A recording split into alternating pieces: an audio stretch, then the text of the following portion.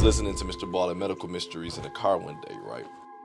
It was episode something about someone's ear. I can't remember exactly, but it legit tripped me out where I had to turn it off because I was obviously mental, but my ear started hurting, and I was like, "Oh no, I can't do it." So I turned it off. But to the video, and we're dealing with nature today, meaning one or two things: either I'm gonna get hella emotional and turn this damn video off midway, or well, and yeah, this is about to be ugly. It's nature, man. The most gut-wrenching hiking story I have ever told by Mr. Ballin. Let's check it out. Freaking nature, the only bitch you really gotta respect, man. Every now and again, I'll find a story that is just really upsetting to me. Now, obviously, a lot of the stories that I cover are all, quite distressing. But today's story, which is about a missing hiker named Mike Turner, it just really upset me. It actually made it really hard to film this episode. Not making that up. It's just I was too emotional as I told it. So consider this your warning that I personally believe this is a very upsetting story, but an important story that we would not be covering if there wasn't some real weight behind it. And I think the moral of this story ultimately is you really need to treasure your family while they're still around. And you'll see what I mean when you hear the rest of this story. It's just heartbreaking. But for those of you who are sticking around for this story, if you're a fan of the strange, dark, and mysterious delivered in story format, then you've come to the right place, because that's all we do, and we upload once a week. So if that's of interest to you, given the kind of intense nature of the story, let's go ahead and give the like button a big hug for once. And also please subscribe to our channel and turn on all notifications so you don't miss any of our weekly uploads. Okay, let's get into Mike Turner's story. I'm gonna subscribe after. This is my new channel.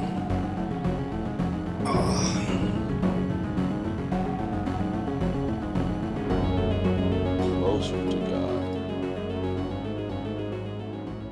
On the afternoon of August 2nd, 1998, a 48-year-old, 6-foot, 6-inch tall hiker named Mike Turner stopped for a moment and took his bottle out of his backpack and took a sip. Mike was standing in a cluster of trees on the side of this mountain about 11,000 feet up, inside of an area in Wyoming called the Fitzpatrick Wilderness. The Fitzpatrick Wilderness is easily one of the most visually striking places in the entire world. It's like all of the extremes of nature kind of collided together in this one place.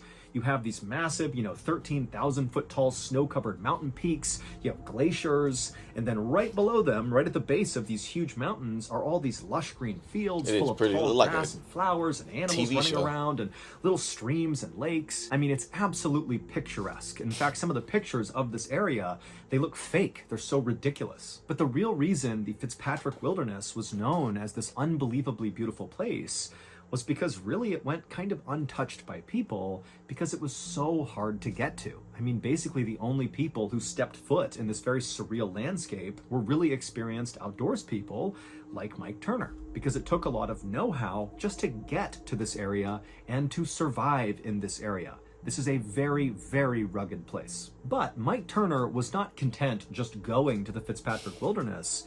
He really wanted to experience the true nature of this area. And so what he was doing while he was out there was hiking off trail. And so he's in this totally remote place, hiking around in an area that was not even marked on a map. Now, to anybody who has not done any compass and map navigating out in the wild, this might seem totally reckless. And to a degree, it sort of is.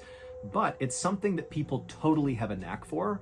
I can speak from my own experience. When I was in the military, we did a lot of compass and map navigating, like in the backcountry in Alaska and also in California. And I was terrible at it, but I can tell you some of my classmates definitely had sort of like an innate skill to understand where they were in relationship to terrain features. And then if you combine that with proper training and experience, I mean, these guys got really good at just being able to navigate with a map and compass. And so Mike was one of those people that really was an excellent navigator. And so walking off trail like this in such a remote place was sort of routine for him.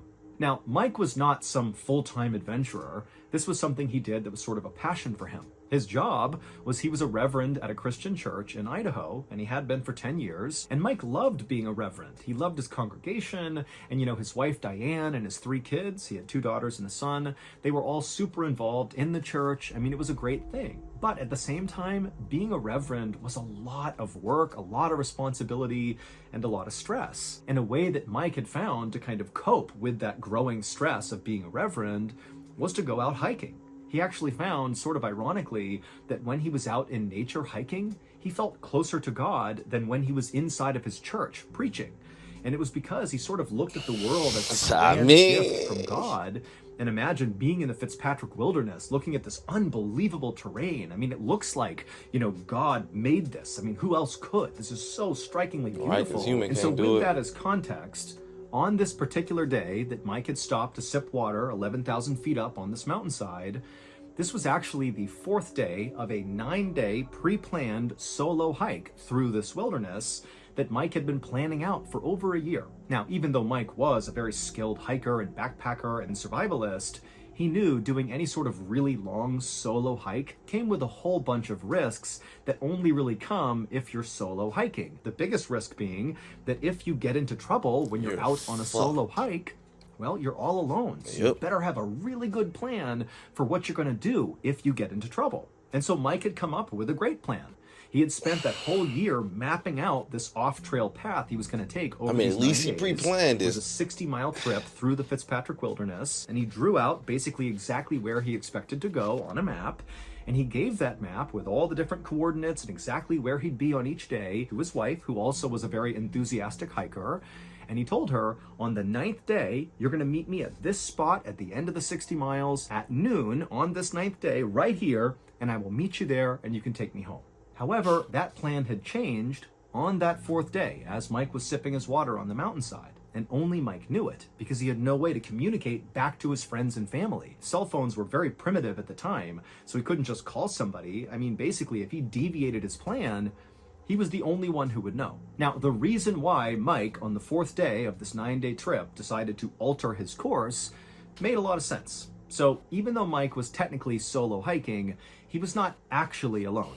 With him was the family dog named Andy, who was a very good-natured black lab mix who loved going hiking.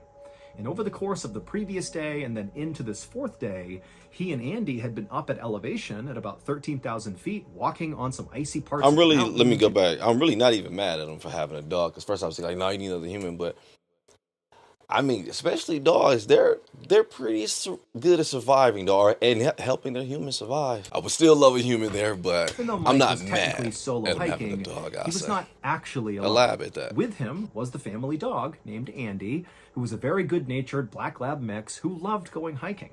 And over the course of the previous day and then into this 4th day, he and Andy had been up at elevation at about 13,000 feet, walking on some icy parts of the mountain, and Andy's paws were getting really raw from kind of walking on the jagged ice. And that day, on the 4th day, Mike had noticed Andy was whimpering and struggling to keep up when normally Andy was super energetic and running all around. And he knew that, my course that I'm supposed to be going on for the next few days is going to be going all through these mountains with all this ice. And I don't think Andy can keep up. He's not going to be able to do it. And so he had decided to side skirt the mountains to avoid the ice. And even though this path was definitely going to take him a little bit longer, it would still bring him to the same destination, to that same pickup spot where his wife and his family would be waiting for him. Now, Mike understood that by deviating his route, not only would his family not know, like they would have no idea where he was, but also this secondary route he'd be taking to save Andy's paws was going to take a little bit longer than the intended course would take. And so he knew he was not going to be there at the time he said he would. So he was not going to be there at noon on the 9th day. It was going to be maybe the 10th day or beyond. But Mike had planned for this contingency. He had brought extra supplies specifically if he had to extend his journey. And so he felt confident that even though this was a big risk, to take this path that nobody knows he's on, he felt he could do it with no problems. And so after Mike finished taking a sip of his water, he pulled a bowl from his pack that was for Andy, and he poured some water in it, and he placed it on the ground, and Andy kind of made his way over and began lapping at the water. And as he did, Mike looked down and saw Andy's tail wagging happily. And Mike felt confident, seeing how much better his dog was already doing, that this was definitely the right decision. Taking this secondary route was definitely the way to go. But as Mike waited for his dog to finish drinking, Andy suddenly stopped and then lifted his head up with his ears perked up like he had sensed something. And then before Mike could stop him, Andy just took off running into the trees and disappeared.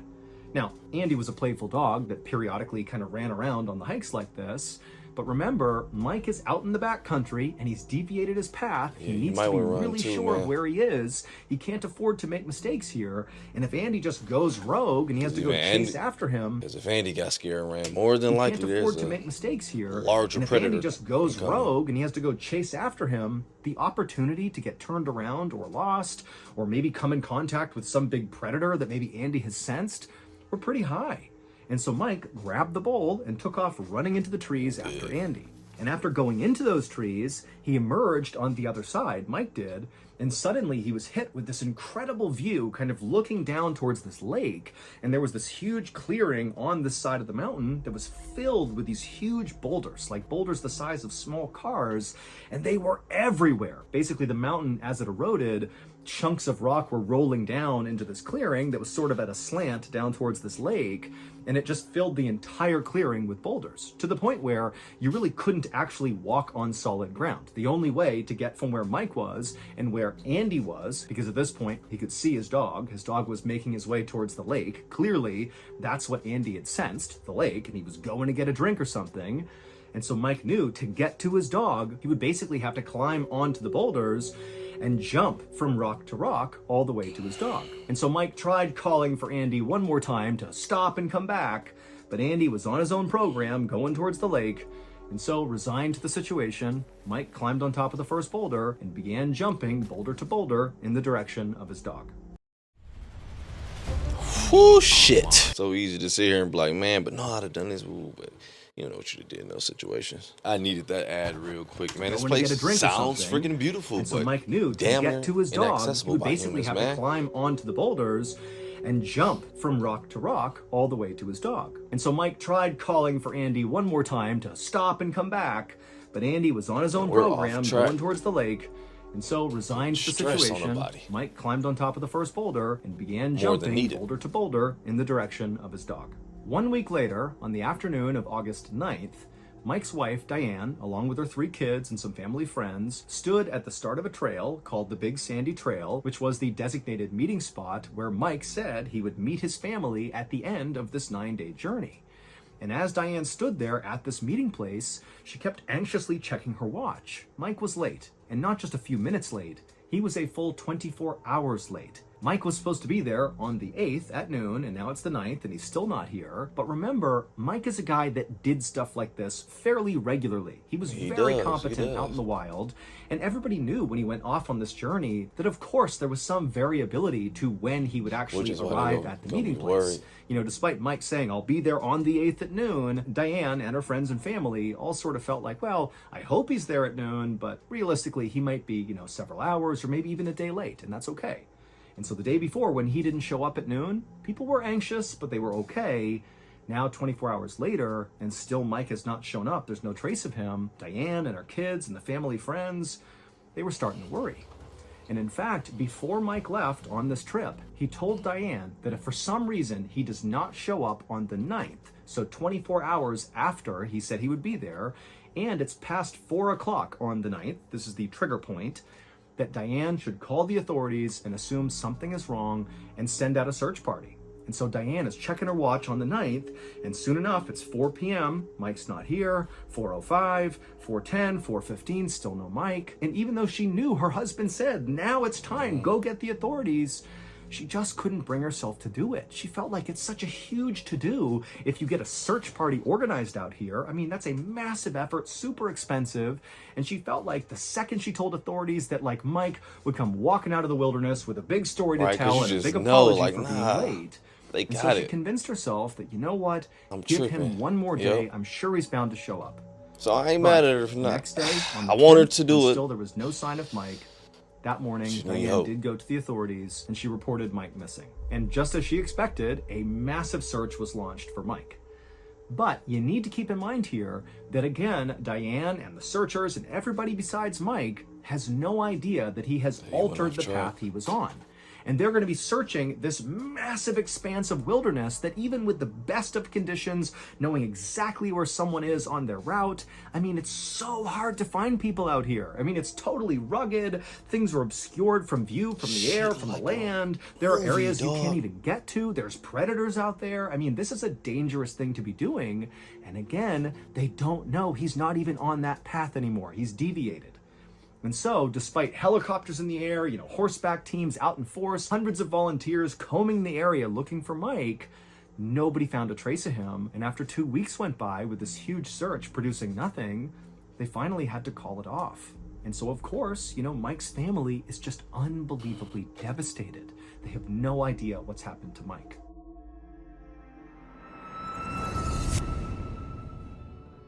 Have you ever thought to yourself, man, I just wish I could consume the strange, dark, and mysterious in live storytelling form? Yes, I want to consume it. A reality. Judging from these pictures, hoping 5 from days these later, pictures. so 5 days after the end of the official search, we're now at Might be August ugly, 20, but 5 days later, so huh? 5 days later, so 5 days after the end of the official search, we're now at August 28th at this point. A couple of backpackers were hiking through an area in the Fitzpatrick Wilderness that was actually about 17 miles away from the last known sighting of Mike Turner. Now, that was not when he went through the trees and saw the boulders. This was around the time Mike literally began the 9-day epic journey. Somebody had seen him in one area, and so where these two backpackers are is about 17 miles away from there.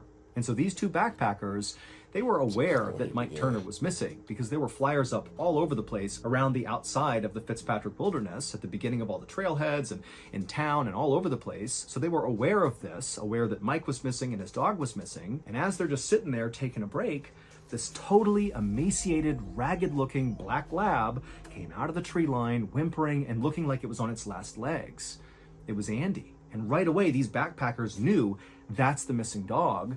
And so they lured the dog to them with granola bars, and Andy came up and he ate, they gave him water. And just so you know, Andy would survive and make a full recovery. And so after these backpackers have Andy in their possession, they immediately contacted authorities, who then got in touch with Mike's family and said, hey, we found Andy. And so you can imagine the absolute roller coaster of emotion Mike Turner's family is going through. Now that they hear Andy's okay, Andy's come out of the forest, they're thinking, oh my goodness, maybe Mike is okay too. Maybe Andy can lead us back to where Mike is. Mike is this totally skilled survivalist. He's got to be alive out there. And so after discovering Andy, a second search was launched using Andy as the guide dog. They basically went to that spot where the backpackers found him, and basically Andy's family and some other volunteers allowed Andy to lead them back into the wilderness, hoping it would lead them to Mike. And so as this new search began with Andy leading the way, a separate backpacker, who we will call Brian, just for the sake of the story, that's not his name, but we're going to call him Brian, he was hiking through a section of the Fitzpatrick Wilderness not near where Andy was. This is a separate area. And Brian, he was not involved in looking for Mike Turner, but he was aware that Mike was missing because, again, he had seen all the missing person flyers, he'd seen the news, and when he began his own hike into the wilderness, he had seen at the start of his own trailhead a big flyer with a picture of Mike Turner and his dog saying he was missing. So Brian's aware of Mike Turner's absence, but he's just going on his own hike into the wilderness. And after a few days of solo hiking his way into this totally rugged expanse, he eventually reaches this kind of dense cluster of trees about 11,000 feet up on the side of a mountain, and he walks through those trees, and when he emerges on the other side, out in front of him, sloping down to a lake, is this unbelievable boulder field that practically takes his breath away. But that was not the thing that really got his attention. Instead, as he's taking in these boulders and this unbelievable view of the mountains in the distance and this lake, he noticed there was a man sitting on a rock fairly far across this boulder field with his back to Brian, just staring at the lake. Now, remember, this is like the middle of nowhere, and Brian certainly was not expecting to come across any other person on this journey.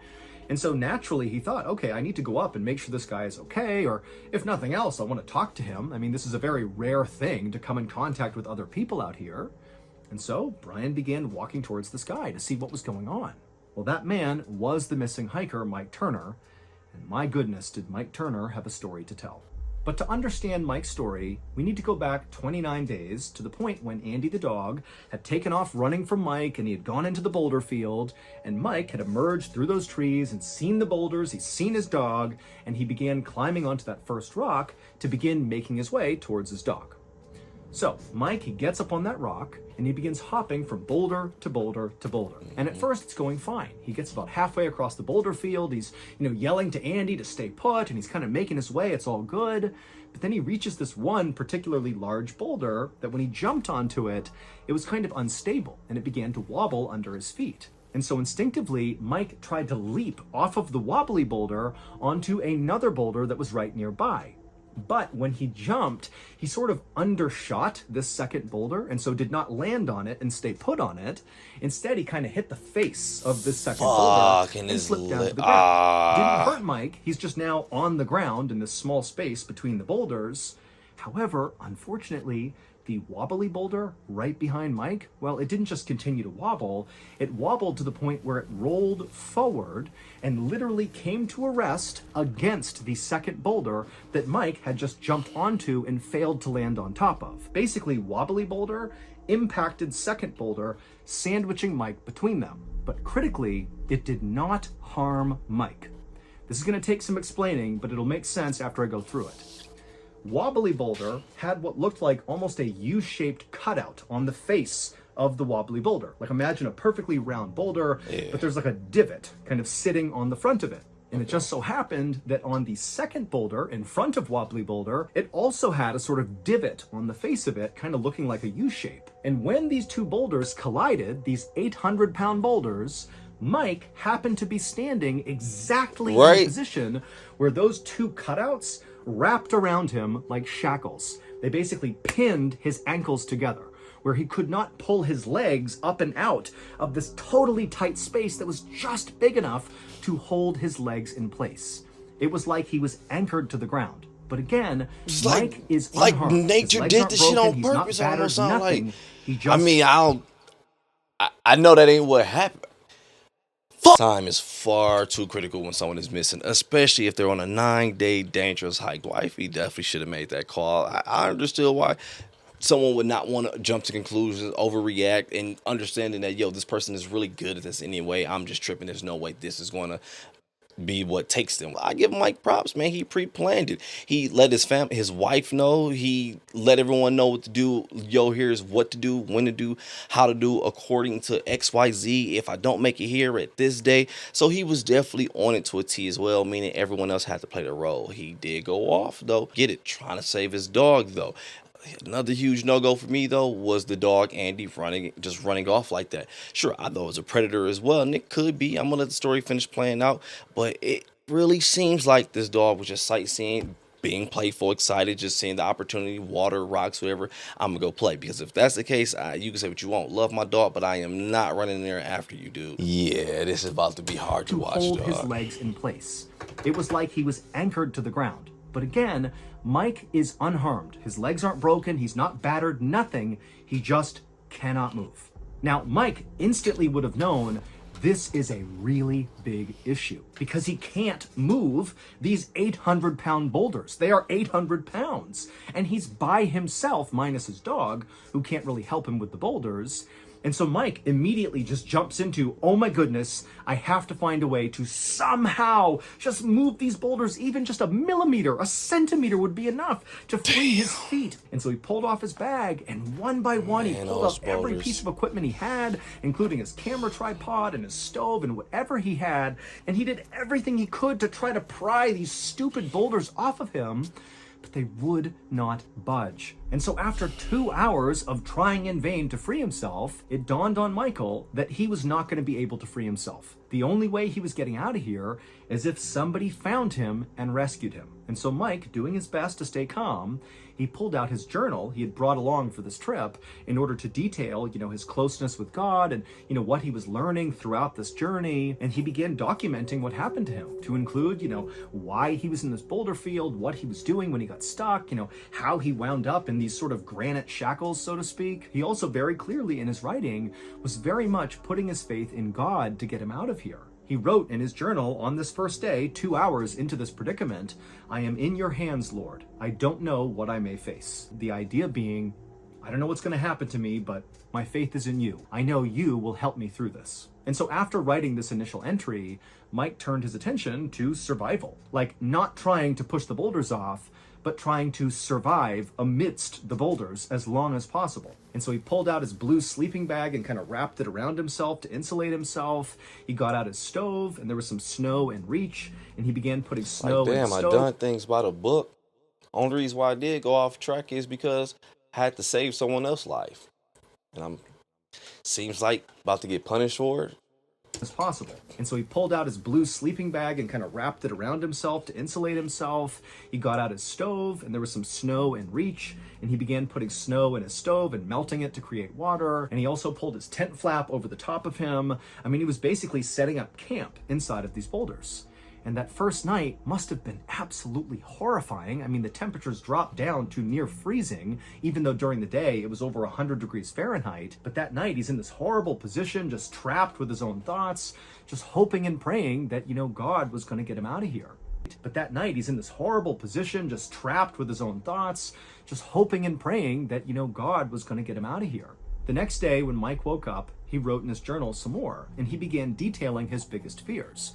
One of them was potentially having to have his legs amputated if he got out of here. The damage of losing circulation to his legs was scary. He wrote that he had food for at least a week, but he only had 2 quarts of water, and there wasn't all that much snow around him left to melt, and he was running out of fuel, and so he was really worried about not having enough water, even though, very ironically, he was like 25, 30 feet away from a lake, which he could have drank water from, but again, he's trapped to the ground. So on the second day, Mike actually attempted to throw his water bottle, which he connected some rope to try to get it into the lake to capture some water and pull it back to him. Good idea. But when he threw it, it was just short of the water. He could not get it into the water, so he couldn't scoop any water into his bottle. And then when he tried to retrieve the bottle, as the bottle was being dragged towards him, it got wedged in some rocks. And again, he can't move, so he can't possibly fling it out of these rocks. And so he couldn't even get his water bottle back. And so by the end of that second day, Mike's tone in his journal began to change. It wasn't totally negative yet, but he began talking about how, man, I wonder what's going to happen when I run out of water. I wonder what my urine will taste like if I mix it with Crystal Light. So it was kind of like he was joking about the fact that he was going to try to make his pee taste better. But it also showed he was beginning to realize just how serious the situation was. Nobody knows where he is. He's completely off the beaten path. He has no idea if anybody even knows he's in trouble, and he's about to be out of water. The next day, so the third day of being trapped inside of these boulders, Mike would once again begin writing in his journal. And his tone seemed a bit more optimistic, despite the fact that he has not solved, this water crisis he's about to face. He's down to his literal last quart of water. But in his journal, he talked about how this whole trip he went on, this 9-day trip he had planned out, the whole point was to become closer to God. And he felt like, what? I've really done that in the past couple of days. What I wanted to achieve, having a really spiritual event here, it's happened like times 100 being trapped here. I mean, this is the closest I've ever felt to God. But you could just tell there was just an underlying sense that I'm going to get out of here. I'm going to learn from this experience. I'm not going to take stupid risks anymore. I'm going to be a better father, be a better husband, be a better reverend. I'm going to make something of myself. I'm going to improve as a result of this suffering I'm going through right now. However, over the next few days that Mike continued to be trapped in these rocks with no help coming, his optimism clearly waned. He began to write that he was angry with God. He wondered, is this a punishment for something I've done? And he also thought, maybe I failed God, and that's why I'm here. But it was just clear that Mike, who was this deeply spiritual person who absolutely believed in a higher power, how could he be in this terrible position and not be getting any sort of help from God? How could that be? But unfortunately for Mike, his situation only got worse. On about day 5 or 6, as Mike was laying wretchedly inside of this horrible camp he had built, he noticed that he had completely lost feeling in his left leg. Like completely. It was a dead leg at this point. And even though he knew by this point how bad of a situation he was in, this sparked a new, very real fear inside of Mike that he detailed in his journal. He knew his body was actually beginning to break down, and still there is no help, no divine help coming in despite all his prayers. There's no one coming to rescue him. He is all alone. In fact, Mike would write in his journal something that practically brought me to tears when I read it first, and it just said, "So lonely, more than I imagined." I just can't picture what it would be like to be trapped out there. You're not hurt, but you can't go anywhere, and you're all alone, just slowly withering away. And your family, they're somewhere out there, they have no idea, nobody knows. It's just unbelievably devastating. The mental torture this man went through is just out of this world. But it just keeps getting worse. Day 6, day 7, Mike at some point actually dropped his journal, and because he can't actually reach it anymore, he just picked up whatever objects he had and continued writing on them, like his pocket Bible, and then also there was an instruction manual for his stove, and he would write in the margins, and his writing just continued to get more and more pessimistic and sad. He began writing about how intensely he regretted his decision to take the long route. He was totally setting him up for this situation. Nobody would have known where he is. Yeah, and so he's hating on himself. He's still mad at God. Why aren't you here? Aren't you seeing how badly I'm suffering? I mean, this is a guy who's basically losing his mind with regret and anguish and just pure loneliness. I mean, this is horrible. But then on the 7th and 8th day or 9th day that he was stuck in these boulders, once again, Mike's writing on his random things that he wrote on took another turn.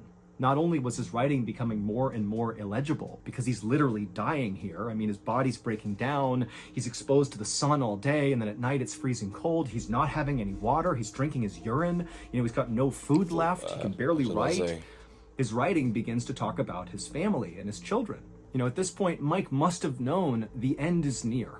And so all he had was just the thoughts of his family. He began wondering, what his kid's life were going to be like in the future, because obviously the implication here is he knows he won't be there to see it. He'll be dead. And then in some of the last entries he would make, it was obvious that really Mike had turned back to God. Now he was back to approaching God with open arms. He was no longer... Dreams fucking weird, dog. I had this weird ass dream just yesterday. I ain't even saying that to match the content, bro. I don't know what the fuck it is.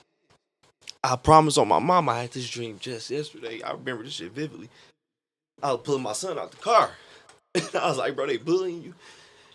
And he wouldn't look up at me. He just said, I was like, I teach this little motherfucker how to fight. Cause you gonna be skinny like Pops, nigga, so you can... this is why I stopped watching this shit. This is why I stopped watching this shit, man.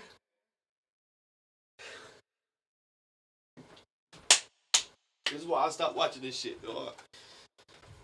This is why Yeah, now I remember why I stopped watching this shit, boy. I can't even look at the camera, bro. I'm treating you like a human. And you just a camera. Like, bro, I won't be there. Like, yeah. Feel like I did everything fucking right. Feel like I'm doing everything right. But you just keep getting punished. And I ain't here to compare because, wow. But still, everybody's punishment is different, I'll just say, man. But it's still your fight. But you feeling like I'm doing everything I was told that was right. This the reward for it, man. Fuck that. What his kid's life were going to be like in the future, because obviously the implication here is he knows he won't be there to see it. He'll be dead. And then in some of the last entries he would make, it was obvious that really Mike had turned back to God. Now he was back to approaching God with open arms. He was no longer upset or questioning God's plan. He was just ready. He actually wrote in his journal, "Fill me with peace, Lord. May my conditions not deny my love for you." And then he wrote, "I'm ready to die, though I'm missing my family." And then in his final entry, which must have been on the 10th day of his predicament, Mike's writing was basically completely illegible at this point because he's right on death's door. And even though you can't really tell what he wrote, at the end of this final entry, it says, "Love, Dad." It was like he was saying his final goodbye to his family. Then Mike took off his wedding band and he placed it on the rock next to him because he knew once he died and decomposed, the ring would fall off his bones and be lost in the rocks below. Oh wait, and the he dude clearly wanted him, his right? family to have that wedding ring, so he placed it on the rock and then he prepared to die. When Brian the hiker walked up to the sitting man he saw on this boulder, He realized almost immediately that that was Mike Turner because he had seen the missing person flyers before he came into the wilderness. And so knowing this is the guy they're looking for and knowing he couldn't move him, he covered him up, and then he took Mike Turner's wallet, which contained his ID, and then as fast as he could, my bad. that was Mike Turner because he had seen the missing person flyers before he came into the wilderness. Have that wedding ring, so he placed it on the rock, and then he prepared to die. When Brian the hiker walked up to the sitting man he saw on this boulder, he realized almost immediately that that was Mike Turner because he had seen the missing person flyers before he came into the wilderness. And so knowing this is the guy they're looking for and knowing he couldn't move him, he covered him up, and then he took Mike Turner's wallet, which contained his ID, and then as fast as he could, Brian the hiker made his way back to the beginning of the trailhead and contacted authorities. I will say it took Brian almost 3 days to contact authorities, and he was going as fast as he could, retracing his steps. So that really gives you a sense of really just how remote of an area Mike was in when he passed away. And then also, it would turn out that Andy the dog, who was leading that secondary search, he wouldn't find Mike before Brian would. But once they discovered where Mike had died and they checked the direction Andy was taking his family, it was obvious that Andy was heading in that direction. He was a faithful dog going back to save his owner. Fuck He yeah. just wasn't going to get there in time. And to close the story out, making it even more tragic, on the day that Mike left his wife Diane and his 3 beautiful children to begin this 9-day trek, after he left, Diane received a bouquet of flowers in the mail that Mike had sent that he knew would arrive after he had left. And attached to this bouquet was a note. And the note was written to Diane, and it just said, "Thank you for letting me live this adventure. Know that wherever I am and whatever I'm doing, I'm thinking of you."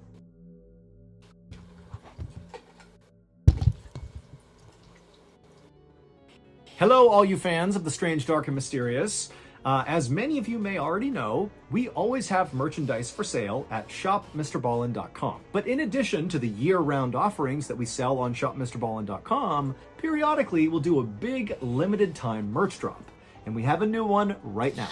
Dropping today is the new Lungy Most Wanted line. This amazing Lungy-themed drop will have a t-shirt, also a tank top available, the Most Wanted Lungy design, as well as some cool stickers. But you gotta act fast because these things sell out quick. All our limited edition drops, historically, sell out pretty much right away, like first week, if not less. So again, just go to shopmrballen.com and get yourself some sweet, sweet Lungy Most Wanted merch. And if you're wondering, what the heck is he talking about? What is this lore around Lungy and the Most Wanted thing they're talking about? What is that? Last I remember, Lungy you was need to still tune in loud. to my next live stream Like on YouTube you, to hear man. that. Or if you're listening to this post my live stream, just go ahead and click on the live tab on YouTube and you can find the video that explains the lore behind it. I thought maybe nature, like the predators out there, it was just going to happen to rain and all this ish. That's what was going to be tearing him up. And it felt like he was so close to everything he needed. It was legit visible. Let me fix my camera. Dog, they cried on camera. You know what really felt good to take from this story, though? Because usually when we hear these true crime stories, it normally goes the direction of this person has something going on the entire time or XYZ, basically some dark ish come to light. No, it sounded like Mike was doing ish right. It sounded like he was an amazing father. It sounded like he was an amazing husband. It sounded like he was doing what he had to for society. Yo, he was a great father to the dog as well. Played things by the book. He pre-planned things. He let people know, yo, at this rate, boom, call, get me. If this goes wrong, get me. Shit, I wish you would have called on top of, no, we ain't got to take it there. What happened, dog. I don't blame nobody. I kid you not, dude. You can say what you want when you're watching these situations. Oh, I'd have done XYZ. You think so until you're actually in the most seem to be simplest situation and you can't figure out how to solve the damn problem. So back on track, what I was gonna say is I enjoyed the fact that I took from this that it's really great people out there, man. He really was doing things great. I don't know what led to XYZ or whatever in the timeline because that's just the big why, right? And that one's not mine. But with that being said, hey, I definitely want to say rest in peace to Mike, man. Also want to send my condolences to the family as well. Again, also want to say huge shout out to Andy, huge team player, man. Made it out of this ish, made it back into it just to lead y'all to Mike, dude. Also shout out to Brian as well for discovering everybody, man. I'm gonna go ahead and get up out of here. Y'all do the same thing. I don't have an outro for this channel yet. Open your eyes, look around, breathe a bit, stop taking things for granted, man. I mean, hey, me myself, dog. You got some shit. You got what you asked for. Some of y'all still battling that shit here, and I know it happened, bro. Just keep fighting that shit. Keep playing your cards, dog. You gonna get it. You gonna win, I promise.